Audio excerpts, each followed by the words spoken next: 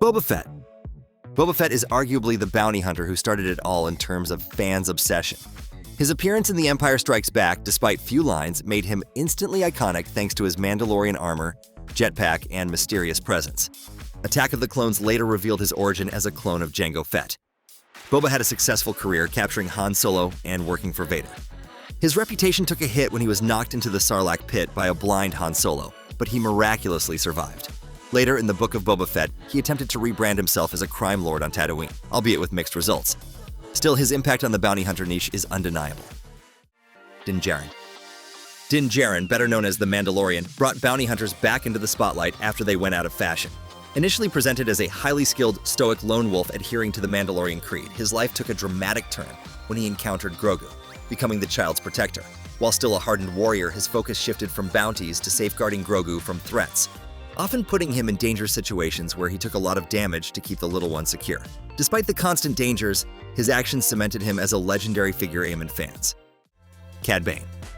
While Boba Fett might be the most famous, Cad Bane is a big contender for the title of the best bounty hunter. Debuting in the Clone Wars, Cad immediately made an impact with his Western-inspired look, complete with a wide-brimmed hat, dual blasters, and a very chilling voice from the era. He combined skill, intelligence, ruthlessness, and a massive ego. Cad took on high-stakes jobs like kidnapping Force-sensitive children for Darth Sidious and even infiltrating the Jedi Temple, one of the most daring heists ever made. He consistently proved capable of going toe-to-toe with Jedi, often coming out on top in small skirmishes. Assaj Ventress.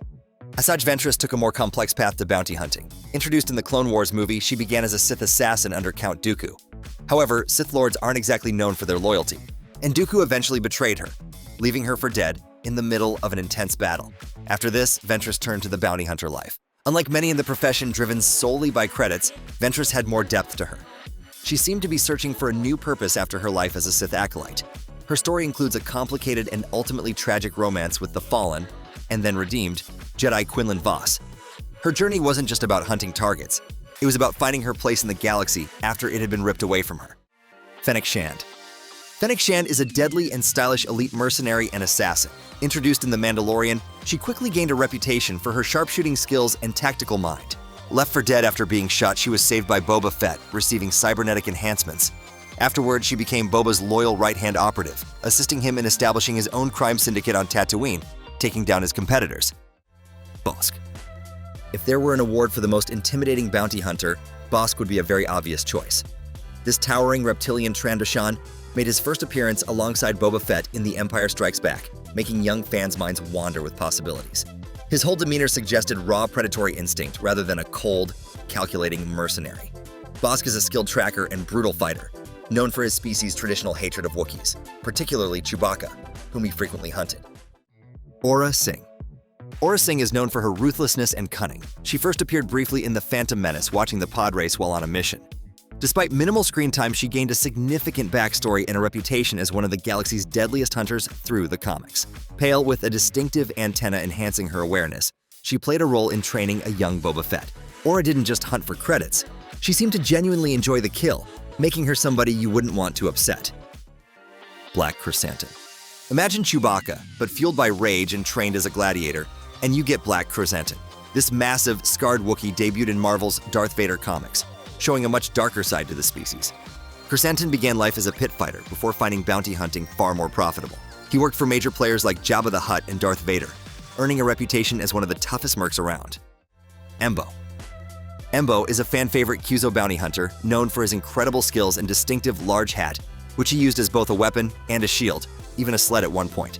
Appearing in the Clone Wars, Embo quickly established himself as one of the most effective and honest warriors, capable of fighting Force sensitives and outsmarting clones.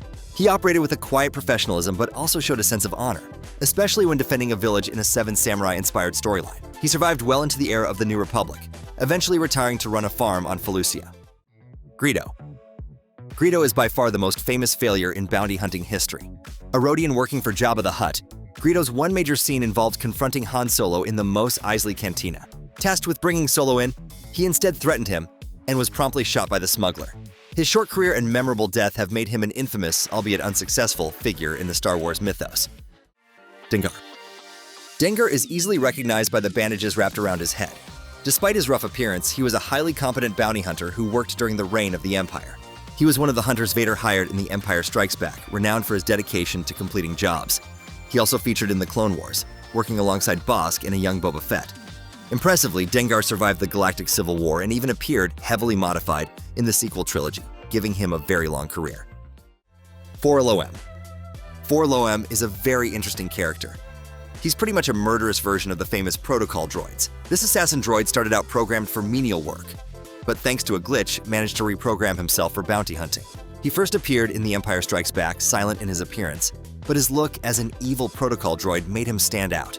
He often partnered with another hunter, Zuckuss, forming one of the galaxy's stranger and uglier partnerships. Bouch. Bouch is probably most famous for actually not being Bouch. Princess Leia used his identity, including his armor and helmet, to infiltrate Jabba's palace in Return of the Jedi. Before Leia borrowed his look, however, Bouch was a real and feared obese bounty hunter. He was known for taking on dirty jobs and specialized in intimidation, using a distinctive helmet and voice modulator. Cato Parasidity. Cato Parasidity brought a unique skill to bounty hunting, shape-shifting. As a Claudite, she could change her appearance to mimic others perfectly, making her an exceptional infiltrator. She worked with Cad Bane to infiltrate the Jedi Temple by disguising herself as Jedi librarian Jocasta Nu. Her abilities allowed her to get into places most hunters couldn't, but she wasn't as adept in combat. C21 Heisinger. C21 Heisinger was a droid assassin known for his cool design and deadly efficiency. Appearing late in the Clone Wars, Heisinger often worked alongside other top bounty hunters. Unlike some droids, he wasn't very talkative, letting his precise blaster fire and surprisingly fluid movements speak for him. He was a fast, precise killing machine who was as respected as he was feared. Castas. Castas was an unpleasant bounty hunter who briefly worked with Ora Singh. His most defining trait wasn't skill, but instead his constant complaining about the job. He seemed perpetually unhappy with the dangers and difficulties of bounty hunting, making him a reluctant and unreliable mercenary. Buluga. Buluga was an Ithorian bounty hunter who worked with his brother, Anka. They were good enough at the job to be invited to a major bounty hunter competition during the Clone Wars. Unfortunately for Buluga, competence doesn't guarantee survival, especially when Cad Bane is involved. Buluga is only notable for his distinctive, wide-brimmed hat, which Cad Bane ended up wearing after easily eliminating him. Kuribdus. Kuribdus is a Skilla bounty hunter who had his entire face taken up by his species' large teeth and was known to work alongside the Spice Runner's den in Kijimi. Besides this, not much is known about this creepy-looking guy. Chhattyoki. Chhattyoki was a Selkath assassin who was hired by Count Dookie to intimidate various senators to change their votes in order to rig a bill. He was later paid off to try to kill Padme Amidala, but failed miserably. Brick. Brick represents a different kind of mercenary work, training soldiers. This gruff Sinatine mercenary served during the Clone Wars as an instructor for clone cadets on Kamino. Paired with the more patient LS, Brick was known for his strictness and perpetually unimpressed attitude, likely believing tough love was the best approach. LS. LS was an Arcona bounty hunter who, like Brick, served as a drill instructor for clone cadets on Kamino. LS was portrayed as more patient, gentle, and caring towards his trainees compared to the harsher Brick. This show of decency made him stand out in the mercenary world, which is so ruthless and rough. After the Republic training program involving bounty hunters was shut down, his fate remains unknown. Aman. Aman is a hunter who proves you don't need much screen time to become memorable, just a unique look. He had a brief appearance in Return of the Jedi, lurking around in the background of Jabba's palace. He belongs to the Amani species, naturally intimidating swamp warriors who regenerate over time. While he doesn't do much on screen besides looking tall and creepy with a skull-decorated staff, expanded lore confirms he was a legitimate bounty hunter working for Jabba the Hutt, known for his ruthless efficiency. Orome Iselo. Orome Iselo stands out for having some principles, a rare trait among bounty hunters.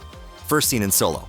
A Star Wars story, he chose not to take Imperial contracts after being dissatisfied with Ho. Many of them were political targets instead of actual wrongdoers.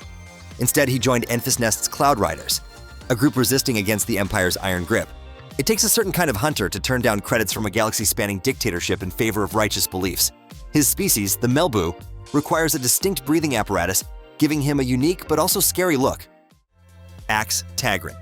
Axe Tagron is a bounty hunter primarily featured in the sequel era. He carries the classic bounty hunter demeanor, being cool and calm, complete with heavy armor and a no-questions-asked approach to jobs. If you need a target hunted down without fuss and don't mind a lack of personality, Axe is a solid and reliable choice. He's competent at his job, though, like most hunters, has a pretty hard limit on what he can achieve. Darhan. Darhan was a male Niorti bounty hunter who's unknown to most fans. During the Clone Wars, his world suffered major and devastating attacks from the Leech Legions, hired by a rival planet in a long-standing war. To fight back, Darhan and others underwent cybernetic alterations, transforming into living artillery. Despite this advantage, the Niordi still lost the war, and Darhan became the last surviving living weapon. He shared a deep history with Boba Fett, and they held mutual respect for one another. Athgar Heese. Athgar Heese is an interesting case. There's no grand introduction to this guy, he kind of just exists. He technically appears in The Force Awakens, but you'd be forgiven for not remembering him. He's seen briefly on Jakku, waiting in line behind Rey to sell parts to Unkar Plutt. Later materials expanded his story, revealing he's a Dabrinthi bounty hunter, though what exactly that species is and how good he was at his job remains unknown. Brainy. Brainy is one of those deeply hidden characters even dedicated fans might miss. A C21 bounty hunter, Brainy appeared briefly in the Clone Wars animated series. Like many minor hunters, his role mostly involved standing in the background looking tough while main characters drove the plot, one of which being his close friend, Greo. So this has been every Star Wars bounty hunter explained. Did we miss any you think should be included? Who's your personal favorite bounty hunter? Let us know in the comments down below. Leave the video a like if you enjoyed, and subscribe for more amazing Star Wars knowledge.